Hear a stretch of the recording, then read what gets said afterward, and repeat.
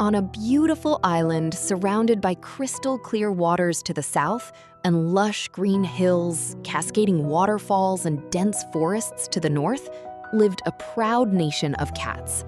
At the very peak of the tallest mountain stood the home of their mighty hero king, a brave, kind, generous, and powerful lion.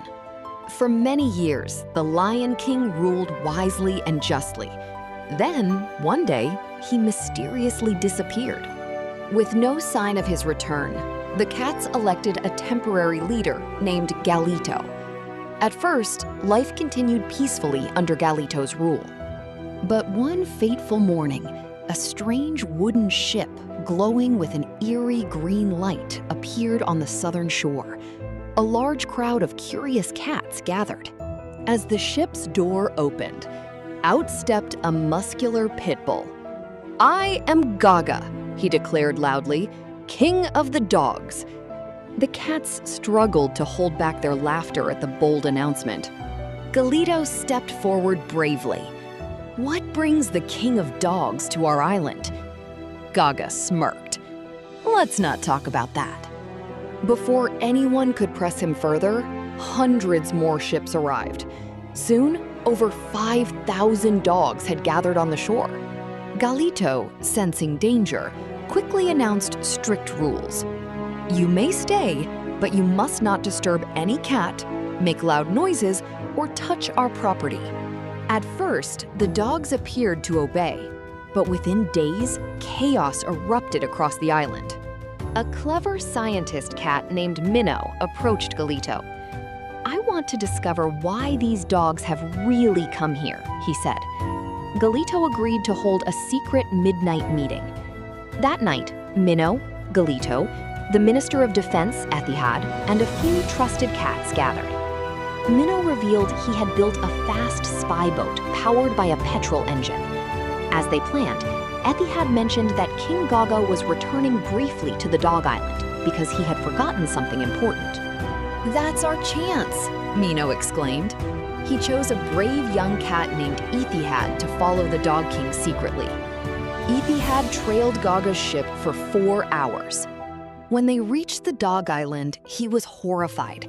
The once beautiful sea was now murky green, filled with plastic bottles and garbage. The land itself looked polluted and neglected. And Etihad slipped into the grand, luxurious castle and sat among the ministers. King Gaga slammed his paw on the table. "Listen carefully. The Cat Island is rich and beautiful. Our plan is to conquer it completely. Tomorrow at midnight, we attack with full force. Missiles, Air Force, Navy, everything. Prepare for war." And Etihad secretly recorded the entire meeting on his phone, then raced back to the Cat Island. When he showed the video to Galito, the cat leader acted immediately. He ordered every dog to leave the island and began preparing the cat army for battle. The next day, the dogs launched their invasion, only to find the southern shores eerily empty of cats. The dog commander was confused, until a massive ambush came from the northern mountains. Cat soldiers destroyed the dog air force in the first strike. "We are undefeatable!" the cats roared. Gaga ordered a retreat, but the war had only just begun. Naval forces clashed on the southern beaches. After 5 brutal days, the dogs gained the upper hand and enslaved around 3,000 cats. Gaga laughed triumphantly. But his victory was incomplete. The cats had evacuated most of their population to the northern mountains. Soon, 22,000 warrior cats descended from the misty peaks like a roaring tide. The war raged for 15 days. The dogs brought in 1,000 wolves as reinforcements. The cats grew weaker. The dogs were winning. In a hidden cave, Galito, Minnow, Etihad held an emergency meeting. "We need help. The dogs are invading our island," Minnow said. "We must find the bigger cats, the lions." "They disappeared with the king years ago," Galito replied. "What if we climb the summit?" Inti had suggested. Galito said, "I have to stay behind to lead the defense." Galito stayed behind to lead the defense while the three cats made the dangerous 3-day climb. At the top, they discovered a stunning paradise, a luxurious den beside a crystal waterfall surrounded by blooming trees. A mighty roar echoed through the mountains. "I am Aurora. Are you here to visit or to seek my help?" The exhausted cats poured out their story. Aurora listened calmly. "I will help you." He invited them into his magnificent home. When they asked about his wealth, Aurora simply smiled and said, "Let's not talk about that." Suddenly, Mino's phone rang. It was Galito with terrible news. Wild coyotes had joined the dog's attack. Aurora's eyes widened in fear for a moment, but he quickly recovered. "Evacuate all surviving cats to my private island," he ordered. "I have a much larger force waiting."